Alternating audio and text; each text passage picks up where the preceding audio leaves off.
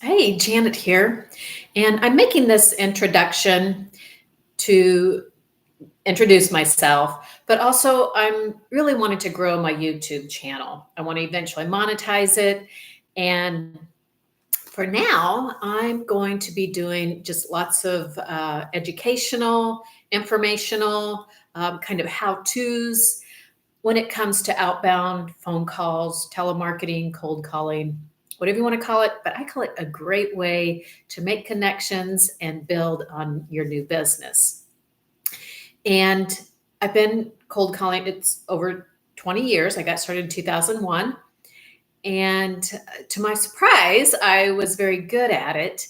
And I'll talk about how I got involved because this wasn't something I sort of, thought I wanted to do until my sales like tripled at a particular point when I thought I was actually going to have to look for different work. So the thing about the outbound phone calls, I know a lot of people think it's the scammers, the robocallers, the fraudsters, and yes, they're out there. I get those calls too. I don't like it. That's not how I teach. That's not how I operate. I teach how to be, when I call someone, I say, my name's Janet Schick. I usually use my last name, but it depends on my client. Um, like I call for banks, so I do use my last name. I call for a manufacturer.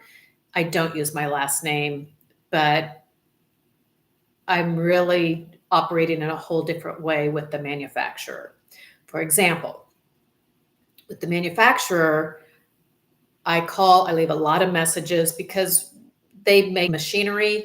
I don't know much about the machinery. I'm making an introduction, trying to identify who the decision maker is, or say a particular department, which is usually engineering. And I'm not an engineer, and engineers don't want to talk to me. Not that there's anything wrong. It's just I'm not the specialist. So when I first call, I explain to either the gatekeeper, or sometimes I can find out who I need to get the message to based on their website, if they have names of the executives. And a lot do, a lot don't. But either way, it's more where I ask them, to take a look at this. I send an email, they can reply to the email. There's just specific things that make it work. For the banks, I actually am scheduling appointments for a bank executive to meet with a business owner, the executives in a company. So there's just so much, and I could talk forever, but I'm trying to make this a quick video. And the thing about cold calling and outbound phone calls, the telemarketing to businesses, you can make them very quick calls. You can find out the information you need. I use email, and the calls with the emails, the clients I work with also do other marketing, digital marketing, event marketing, direct mail. I'm sure they do a lot of other marketing. But I just strictly use the phone calls and the email. So it's very, very simple. And I call it the pre-selling work because you might want to do like a minute or two of the pre-call research. And I show where you can get valuable information even before you make the call. So a lot of times I know who to ask for, or I'll have maybe 2 or 3 names. And then I ask, who's the best person? And sometimes if it's a larger company, there may actually be an executive assistant. I can talk to that person, send the information, and they'll run it by the decision makers.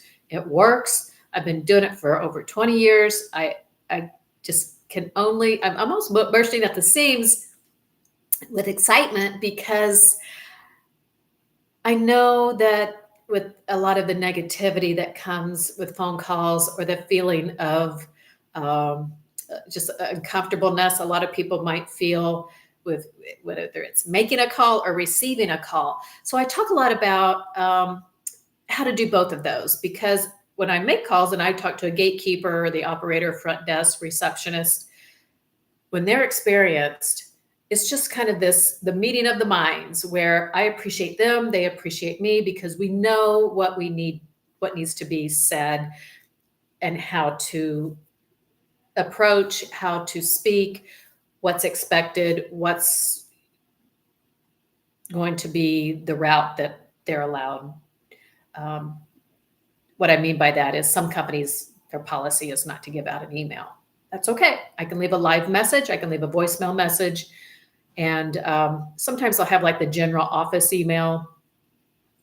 That may not always be the best. You have to go with what their policy is. I would say well over half will give out an email. So I'm going to be doing group trainings, and I'm also going to be, my signature VIP offer will be doing one-on-one. And I call it it's like a pilot offer. I'll be making 10 hours of phone calls on your behalf.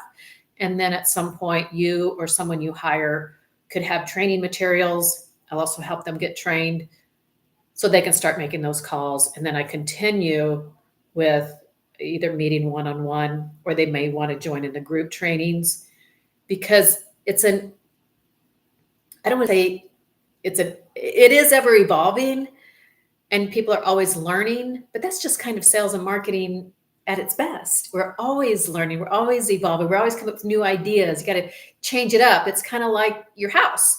You have the foundation, the walls, and you might want to change the design every once in a while. So cold calling and marketing is kind of the same. You have a structure, you know what you need to do, you know how to go about it, but it kind of gets a little stale and you want to change it up and just kind of change up the messaging, maybe have a new promotional offer or whatever. And that makes it more fun. And it keeps the brain in that fresh state of mind so you can stay positive, which is important. So that's what I'm doing these videos for, and I'm wanting to grow my YouTube channel. So I'm hoping you'll like, share, subscribe, and any questions that you might have, you can always reach me through my website. And thanks for watching. I really appreciate it, and stay tuned. Thanks.